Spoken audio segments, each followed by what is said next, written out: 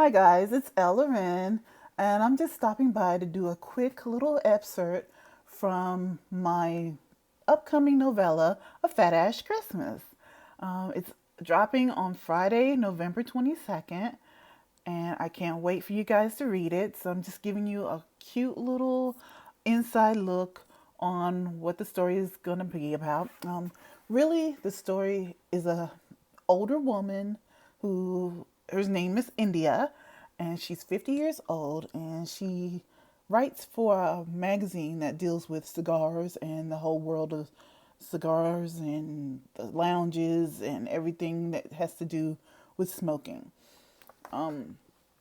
She loves the world, she loves her job, and her only lull in her life is she has no man. So, but she doesn't harp on it. She's not, actively seeking a man. She just, goes with the flow. She has a niece who is in her 30s, and her niece and her are more like sisters than they are niece and aunt. And they have some funny conversations in the book. The niece is really quirky and silly, and pretty much has India in stitches the whole time. So India gets assigned to go cover a cigar opening, a cigar lounge opening. And so she takes her niece with her, and she decides that since she has to be there anyway, she's going to troll for a guy. And when she gets there, she's looking around. She sees some prospects or whatever, but nothing that really catches her eye. Her niece, however, does find a nice guy that she goes off to talk to. In the meantime, India decides, well, since she's at the cigar lounge, she might as well light up. So she goes to the humidor to find which cigar she wants for the night. And while she's there trying to make her choice, a gentleman walks up behind her and whispers in her ear the Bellicosa. Well, she is caught off guard. She's like, oh my God, who is that whispering in my ear? But his voice, because he has a slight Italian accent and it's deep and, sexy. So she's like, oh God, he could get it. So before she even sees him. So then she turns around and she sees him and she's like, oh yeah, he definitely could get it. And if he plays his cards right, he could keep it. So they play a little cat and mouse game where he goes off and sits on the couch and acts like he never said anything to her, and she goes to the bar and she gets a drink, and she's eyeing him down and he's eyeing her back every now and then. And so she goes over to him and she does this little seductive thing with the cigar. She lights it for him, and then she goes back to the bar without, really sealing the deal or anything. And her niece is like, what are you doing? Why did you leave? You're supposed to be over there talking to the guy. And she's like, no, alpha men like to chase. I told him I was available. I showed him I was available and interested. And if he's really the alpha man I think he is, he'll chase. And true to her word, he chased. So she goes home with him. And the chapter I'm about to read is chapter 4. Chapter 4 is called Gimme That Ash. And this is the night after, or the morning after their one night stand. So I'm going to start here. I woke up to the most annoying sound known to man, Christmas carols. Little Michael Jackson's high-pitched voice crooned about a old fat jolly man stalking children and warning me that he was coming to town. Well, what was he going to do, Michael, when he got here, huh? I'm not scared of him. I'm Leslie Priestley's daughter. He better be scared of me. I've got my 9 in my bedside drawer just waiting for his ass to break into my house. But wait, this wasn't my house, and these definitely weren't my underwear. Okay, I must have had too much to drink at that party last night.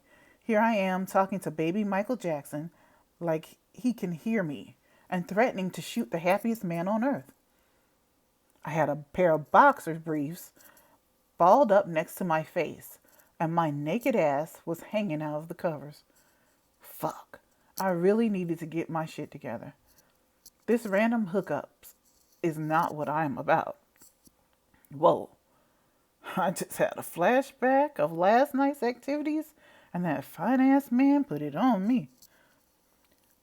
I turned to my right to see the man from my flashback staring at me with a sexy smile. What was his name again? Oh, yeah, that's right, Vincenzo. His hair was mushed. He looked like he needed about 8 hours of sleep, but otherwise, the man was a perfect specimen. Those big hands were all over my body last night. Those lips kissed me in the places that made me blush. And I won't even mention what his manhood did to my juicy parts. Good morning, beautiful. I smiled at him. At least in my mind, I was smiling. It probably came off more like a grimace since I hadn't had my morning elixir of hot tea and honey. I wasn't the best person to talk to in the morning, and I know my breath was kicking. Morning. Listen, I'm sorry I fell asleep. Usually don't do that. Let me use your bathroom, and I'll be out of your hair as soon as I can find my panties. Damn. Well, I was hoping for round 5. My body shivered at the mention of the things we did. Oh, I had another round in me. But I shouldn't be greedy, should I? Oh, come on, Indy. You know it's bad luck to end things on an even number. What are you talking about? I have never heard that before. I laughed as he pulled me into his arms and tickled my side.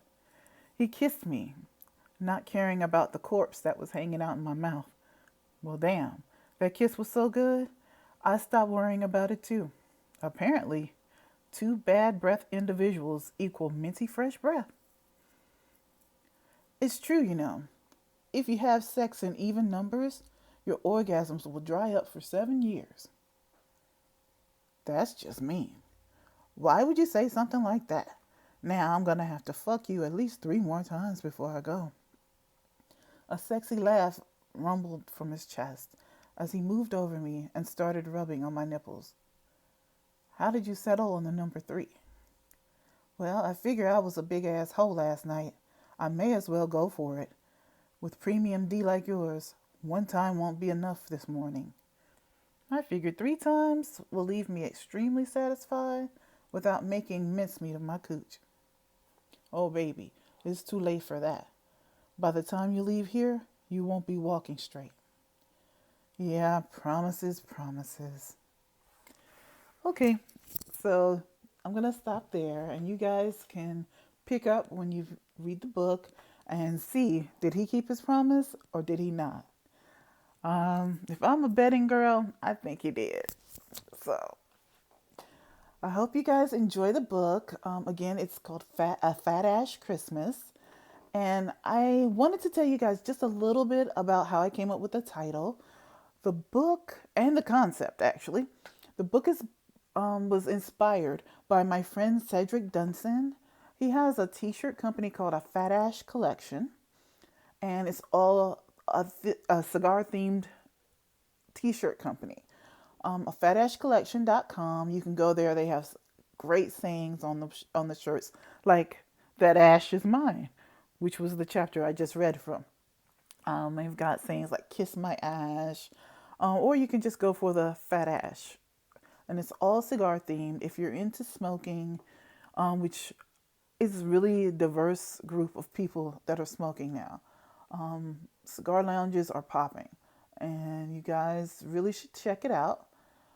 Well, I got the concept from his t-shirt line. He was gracious enough to allow me to use his name of his company and the title of his t-shirts as part of the titles of my book chapters. So I really have enjoyed writing this story. It's a short novella. It's a love story. As usual, that's what you get from me. There's always going to be a love story involved. But there's a surprise ending. Vincenzo is related to someone that she knows, but she doesn't know that he's the relative. So it kind of gets a little bit drama filled in the end, but everything works out because there's always got to be a happily ever after, right? So check out the book. Comes out Friday. November 22nd. And if you guys have time on Saturday from 11 a.m. to 3 p.m., and that's November 23rd, I will be hosting a book release party in the I Love Diverse Romance Facebook group. Guys, stop by, have fun with the authors that are going to be there. There'll be prizes, games. We're just going to have a good time launching my book. So, other than that, that's all I got for you. I'll see you next time. Bye.